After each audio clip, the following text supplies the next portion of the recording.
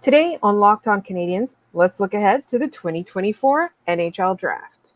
You are Locked On Canadiens, your daily podcast on the Montreal Canadiens, part of the Locked On Podcast Network, your team every day.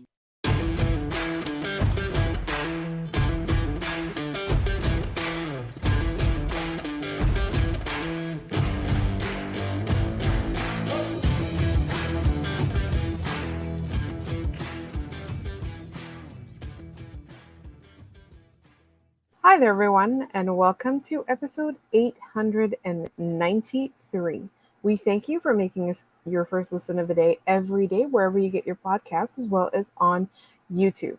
My name is Laura Saba, also known as the Active Stick, and I'm not joined, as always, by my wonderful co-host, Scott Matla of Habs Eyes on the Prize, because this is a special week, and we've had prospect episodes for our first two episodes this week, and this third episode, our Friday mailbag, is no different.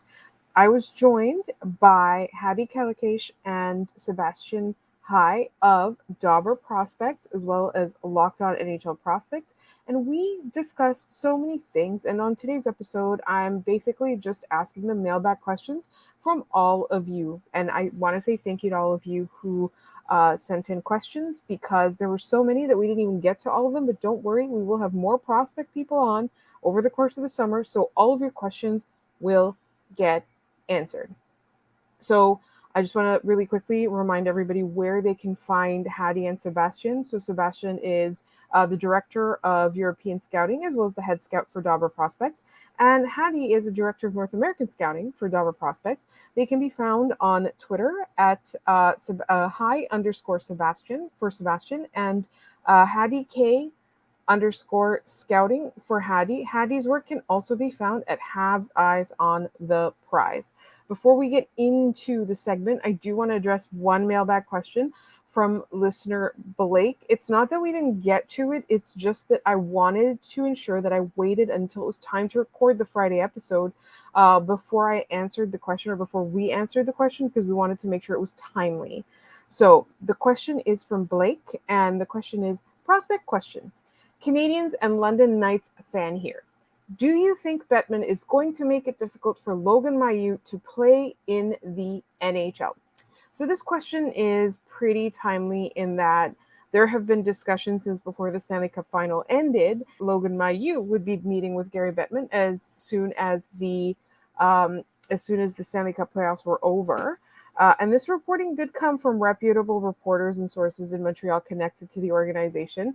But at this point, we are almost in August, and that has not yet happened. But I don't think, and this is a guess, I'm not tuned in, I'm not dialed in. I don't think that the reinstatement is going to be delayed. And the reason that I don't think that is that at the time when the Montreal Canadiens pledged to have Logan Mailloux go through courses and therapy and whatever other initiatives that they had, or that they had set out for him, that they had assigned him. I think assigned him is a good word. I don't think that the organization would have come up with this plan without having some idea that the NHL would be okay with this plan, or would approve this plan, or would be okay moving forward with this plan. I'm fairly certain there would have been consultations, because why would you set out that particular list of things for him to do if you didn't think that at the end of the day it was going to allow him to be reinstated in the NHL? So I think, the organization at the time, I know this is a different front office, but I do think the organization at the time when they came up with this plan and this idea, I think that that's really what the end goal would have been. It's not just for the rehabilitation of the player, but it's also for the reinstatement of the player. And then I think with the new front office giving him or assigning him more work to do, more ways to work on himself, more things like that, none of those things would have been chosen if they didn't think that it would benefit both the player and the organization, just simply because it's the organization that came up with the list. So I personally, and this is again a guess, I don't have an inside track, I do think that he will get reinstated this year. However, I don't think that the Habs are going to call him. And I went on the record and I said this on Habs Unfiltered as well a couple of days ago. I don't think the Habs are necessarily going to call him up unless it was an emergency, unless it is an emergency, because I feel like there is symbolism in reinstating him, but there's also symbolism in not calling him up, which I don't think is the end of the world. I do think their plan is to play him in the AHL, and he's not suspended from the AHL. He's suspended from the NHL, so there would be a possibility for him to play. That is my understanding. Somebody can correct me if I'm wrong, but my understanding is he will be able to play in the AHL no matter what. It's just if the Habs ever wanted to call him up, even on an emergency basis, Gary Bettman obviously has to reinstate him, or reinstate his right to play in the NHL. So I do think that there's a lot of optics involved, and I do think that he will be played in the AHL, and I think that that's what's necessary for him, given how uneven his development plan was, both due to the suspension as well as due to his injury. And then you're coming in and you're seeing, or he's coming in and you're seeing that he has developed, he has taken steps forward, but now you need to see him against better competition to know if his decision making really has improved. Like, I think there's no question about the skills that he's displayed in his last year playing, which was in the OHL. I think that the AHL is probably the best place for the Canadiens to be able to assess truly what he can do. I think the AHL competition is necessary. He needs to be a little bit more physical, and he needs to play a faster game amongst professionals. I think that's what they want to do with him. I don't know what's going to happen, but my guess is that he does get reinstated. And I do also think that absolutely going to be a situation where the Canadiens will just avoid calling him up, just mostly for the optics, but also because there's other players that they need to play right now. They've got a logjam basically at all their positions, but at the same time, they don't have the players that they want playing in those positions at this time, right? Like, they want to play the young guys. They don't want to be playing these veterans that are albatross contracts. So I think it's going to be interesting to watch what they do. But to answer your question, Blake, I don't think that the NHL is going to keep him suspended for too much longer. And they might come out and say, no, you know what? He needs another year of growth, which I think the Canadiens will not necessarily object to.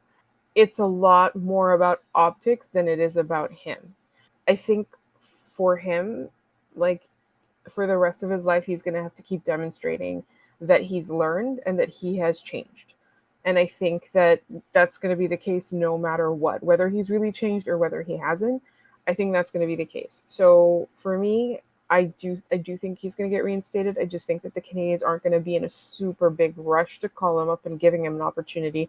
They're not going to give him his cup of coffee earlier than he's earned it. You know what I mean? Like, so they need to see something, or he needs to display something outwardly in order for him to earn his first chance, even his cup of coffee. That's just my opinion. You could disagree. That's how I feel like that this is going to play out. I think there's still time for him to develop on the ice as well. Even if you remove all that off ice stuff, there's still time for him to develop. He still needs time to develop on the ice. But I do want to turn the conversation back to my chat with Hadi and Sebastian. It was fantastic. And I think the first thing we talked about was who to get excited about in 2024. But there's so much meat in this episode. Like, there was so much that I hope you check out the previous two episodes as well. We talked about the Habs defenseman. We talked about Filip Mesar. We talked about what happened to Jan Mysak. There's what are the needs of the Habs scouting department. There's so much in those two episodes. So please go back and listen to episode 891, 892. They are the Tuesday and Wednesday episodes of this week. Definitely check them out. I learned so much from the wonderful co-hosts of Locked On NHL Prospects, and I hope you do too. We're going to move on to that chat in just one moment. But first, I want to tell you about AG1. AG1 is one of our partners, and it is the daily foundational nutrition supplement that supports whole body health. I drink AG1 literally every day because I was so tired of trying to figure out what supplements to take, what pills, what vitamins, all of that. I drink AG1 every single day before I tackle my workday, and it makes me feel strong mentally and physically. It gives me that feeling that I can do anything. AG1 replaces your multivitamin, probiotic, and more in just one simple, drinkable daily habit. It helps you build your health foundation first, and it supports your immunity. If a comprehensive solution is what you need from your supplement routine, then try AG1 now and get a free 1 year supply of vitamin D and 5 free AG1 travel packs with your first purchase. All you got to do is go to drinkag1.com/NHL network. That's drinkag1.com/NHL network. Check it out. There are a couple questions about 2024, but before we get to that, some current questions or existing prospect questions. How about that? Do you guys think that this comes from Tyler on YouTube? Do you guys think that a third line of Joshua Roy, Owen Beck, and Filip Mesar could possibly be one of the best third lines in the future? Do we think that all three players are going to be in the organization in, like, let's say 2-3 years from now? I think if two of them become third liners, you're doing pretty well. Yep. I think hoping that all three are hitting that upside, you're hoping for some luck, especially with the amount of depth the Habs have, right? Like you have guys like Sean Farrell and Jesse Alonen, and I mean they they have so many players that make pretty seamless like bottom six fits, but they have like 9 or 10 of them, right? So eventually, like I think that in the next year, the Habs are going to have to move 1 or 2 of those players in order to maximize on their value, just because the longer they hold on, the more clear it's going to become, okay, these are the guys that are going to get the shots in the organization, and these guys are going to get like kind of the scraps in minutes behind them. But I don't know if they'd be an elite third line, but I think they'd be a good one if they all turned out. I think stylistically they work quite well together. Also, Emil Heineman, who scored 9 goals in 11 AHL games. So many players, right? And this is kind of the problem. And but that said, look, I think Owen Beck is a high likelihood 3C. I think he's the safest of the bunch. He's a lock for me. Yeah, he's a lock. He's going to be an excellent 3C for a really long time, in my view. I think, as we said, Filip Mesar, if he has a bounce back season this year, very, very possible. And was Riley Kidney the last one? It was Joshua Roy. Oh, Joshua Roy. I think this upcoming year is the make or break year for him, right? Like this is when we know if he's going to stay or not. Yeah, I think Joshua was probably the one player that I would have considered trading at the draft for a first round draft pick, because I think his value is at an all time high. I mean, Connor Bedard went on a rant saying how much he adored playing with him at the World Junior Championship. Yeah. This is he's a very easy player to play with. He's super intelligent. He's really become a dual threat offensively in terms of shooting and playmaking. He's really fun, and I think he's also a high likelihood bottom 6 player. It's just the Habs have a lot of high likelihood bottom 6 players, so he's one I would have considered moving just because there's a bit of a logjam, and I think he has the highest value of the bunch. But yeah, I think they'd work well as a line. I think Riley Kidney would also work quite nicely in that mix if we're going a bit more skill and a bit less defense and grit. But yeah, lots of names. Yeah, no, for sure. For me, I just want to add on Joshua Roy. I've probably watched the Sherbrooke Phoenix more than any other team, perhaps maybe with the NTDP and the Chicago Steel, probably the 3 organizations I've watched the most. Joshua Roy, you never get the same player twice in Joshua Roy. He plays a different game every game, and it's just really fantastic what he's able to do, how he's able to produce, and the versatility that he brings to the game. I feel like he's pretty much the perfect third line winger, in my opinion, because you can just put him with any line, and he'll just mold his game to what they need. And the versatility, the intelligence in this game has come a long way. He's not the best skater by any means, but he's going to bring a lot of intensity, a lot of energy, a lot of value on board battles. There's just so many areas of the game that he influences that, for me, of the 3, I feel like Roy has slightly more chances of being a complementary player on a top line. I agree. Yeah, but I feel like the kind of average for him will probably be a third line winger, and that's perfectly fine for where you drafted him. It's just great value. I feel like a line of Roy, Beck, and Mesar would be fantastic. I don't think it's going to happen, and it's not, especially not going to be a static thing. And the Habs still have so many big contracts that are there. Like Josh Anderson and Brendan Gallagher are going to have to play minutes, and they're not going to be on the 4th line, at least in the short and medium term. So.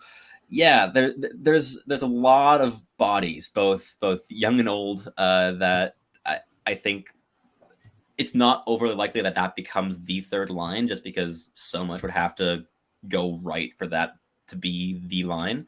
But they all have, like, each individual player has totally the upside to be a very, very good third line player. So I want to, if you asked a prospect question and I didn't ask it today, don't worry. We have lots of scouting guests. So if your question did not get answered yet, it will come in the coming weeks. But I do want to look ahead to 2024 before I let the lovely and talented Sebastian and Hadi go. Randy asks, which junior league has the cream of the crop for the next couple of drafts, and which prospect in the 2024 draft are you most excited about? Oh, Demidov, right? Hadi? I don't think there's any doubt. Ivan Demidov is making a very good push for the first overall pick, he's at one on my board very tentatively right now. He's too much fun. Okay, let's talk about Ivan Demidov. Who is Ivan Demidov, and why should we be paying attention? All right, he's a better player overall than Matvei Michkov, in my opinion. At the same age. But Michkov took such massive steps after his move to Sochi. We're going to have to see if Demidov keeps on the same trajectory being ahead of him. Yeah, but now it's no doubt. As a D-1, it is very, very clear to me that Demidov is a better player. Like, better in terms of, I think he's more dynamic. I think he is a lot more projectable. And I think that he's more fun somehow than Michkov, which is astounding. Yeah, shouldn't be the case, but it is. Demidov is an electrifying winger. He brings some impressive intensity and defensive intelligence to the mix as well. Yeah. He's constantly moving. He never stops moving, which Michkov does a lot off puck, especially defensively. He's a capable pickpocket on the back check, but with the puck, it is lights out. He is elite in transition. I don't know if I've seen a single D-1 player with better handling skill ever. Yeah, than Demidov. It's insanity. And he has no business being as good defensively as he is. It's like the handling skill is off the charts. Like I did a game report and I have like a little grading scale for tools. I gave him a 10 for handling, and 10 was literally reserved last season for Bedard's shot. That was like the only 10 grade I gave all year. And here's like my second viewing of the season officially that I'm logging, and I'm already giving it 10. And I'm like, okay.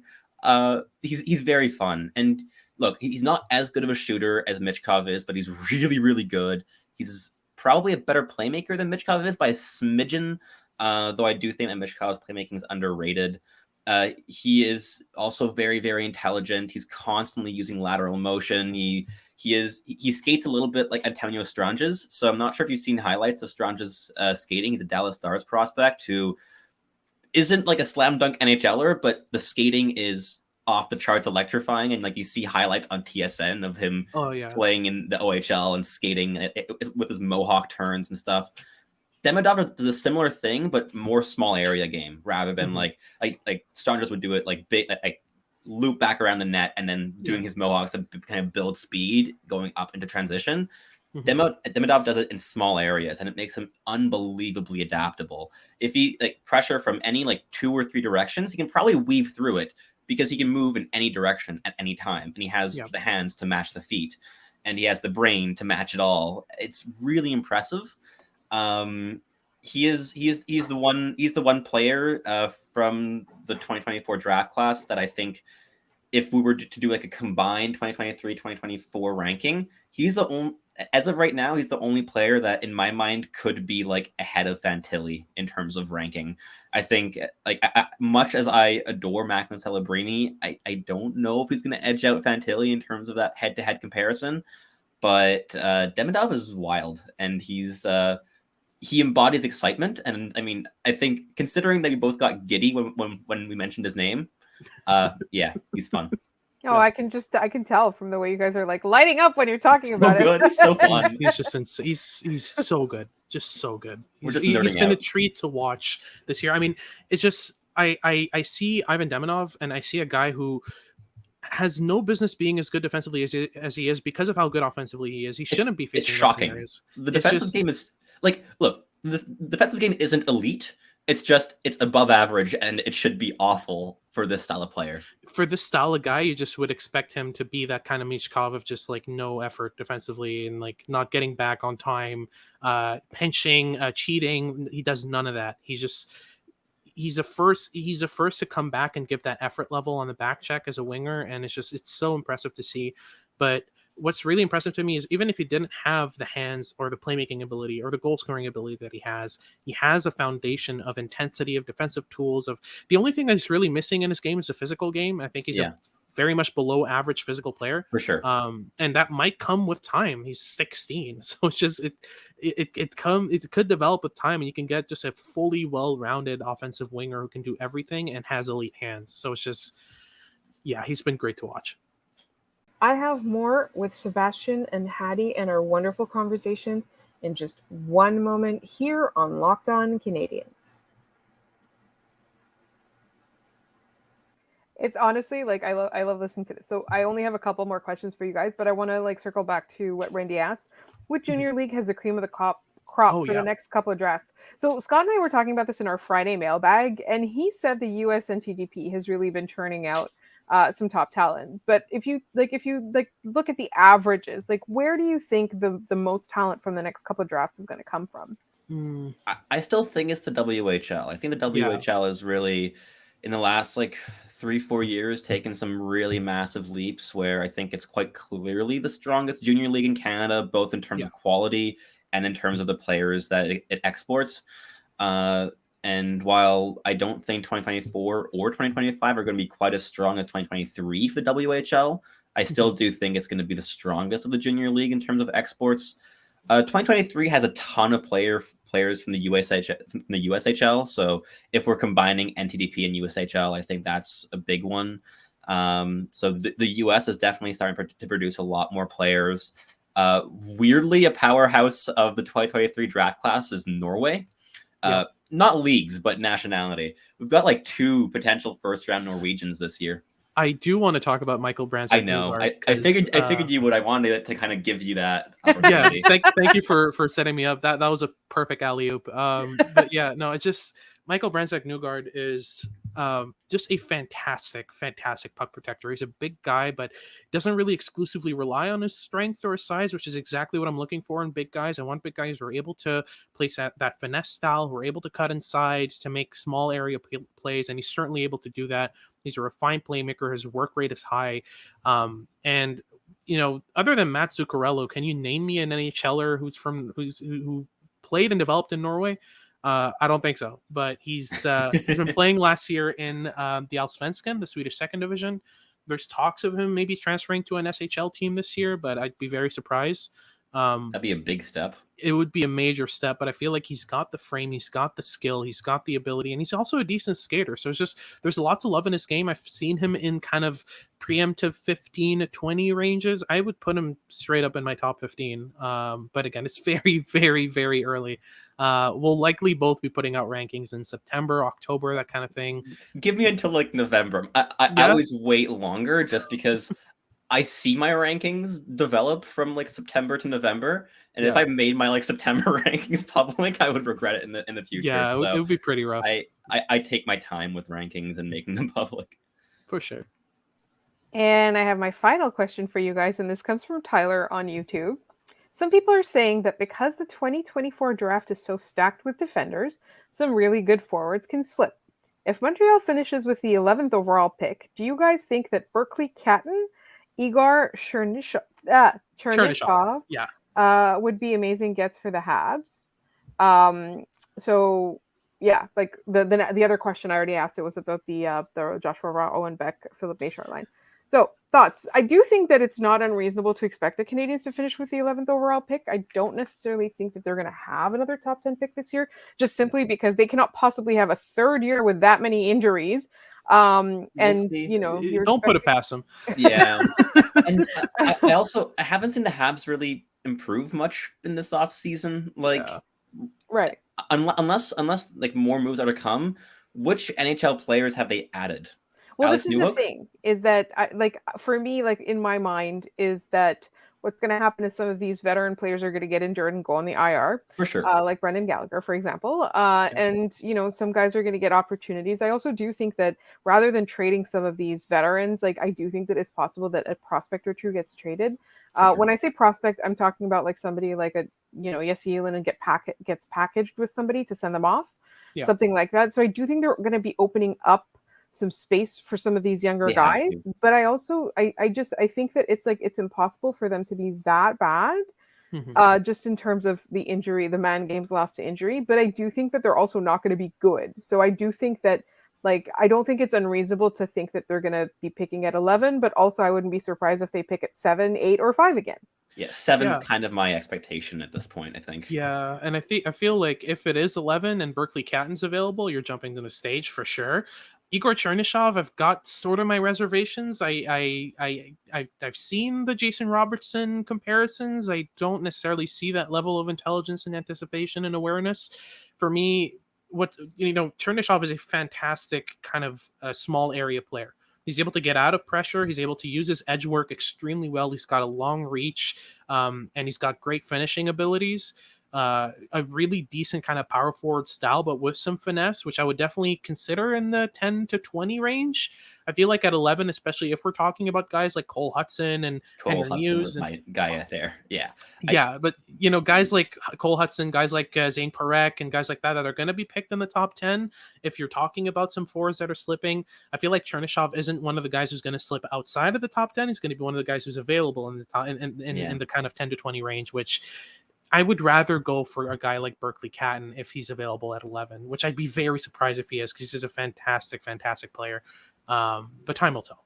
Yeah, I'd quite like for the Habs to not be going into the draft with an idea of the style of player that they want from their first round pick. I think that's been my biggest frustration with the drafting, purely the drafting rather than the communication aspect of it, has been that it's like, oh, we need big horse, or we need right shot defenseman, right? Like we need size, we need these things from these draft picks, rather than thinking, what can these draft picks get us? And I think having an open mind with that is really important. So if there's a guy like Cole Hudson available at 11, and just a little preview, Cole Hudson isn't just Lane Hudson's brother. Cole Hudson is more dynamic than Lane Hudson and a borderline elite skater. But the defense is a lot worse. So he's horrible. Really fun. He's really, really fun. I love chaos. So I adore Cole Hudson. But if we're talking most exciting 2024 eligibles, Demidov is alone at the top. But I think Cole Hudson's definitely in contention for that second or third ranking on that list. So if he's available at 11th overall, and look, the Habs have already shown their desire to draft brothers. So hey, I think this is a good. This would be perhaps a better value swing on a brother of a current Hab. Yeah, for sure. Absolutely.